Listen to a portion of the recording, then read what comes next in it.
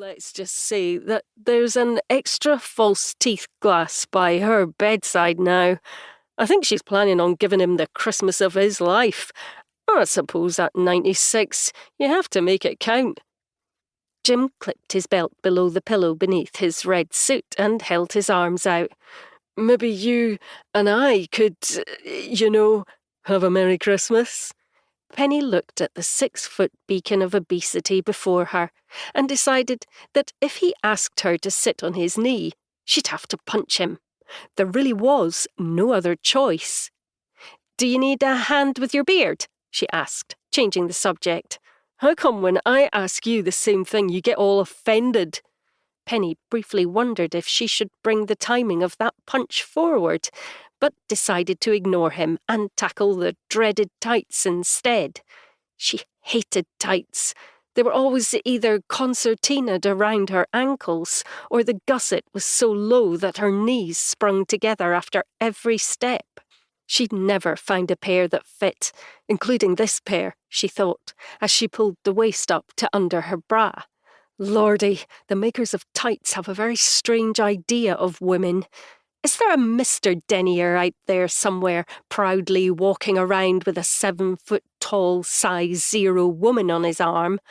And pockets, she silently ranted.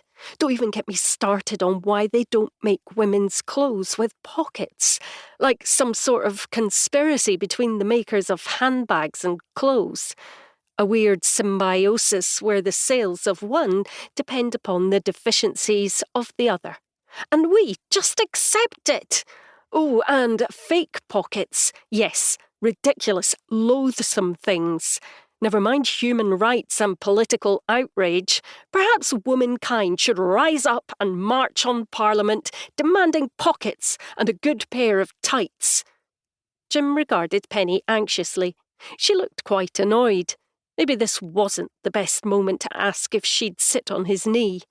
Come to think of it, maybe this wasn't the best moment to mention that she'd put the tights on outside in and back to front. He could see the little label on the seam that ran up her belly and under her bra.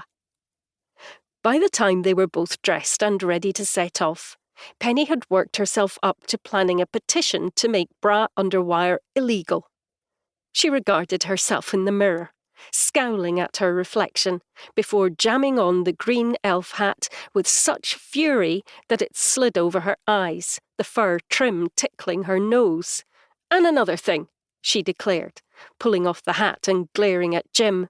Why do men get trousers in a variety of lengths and we don't?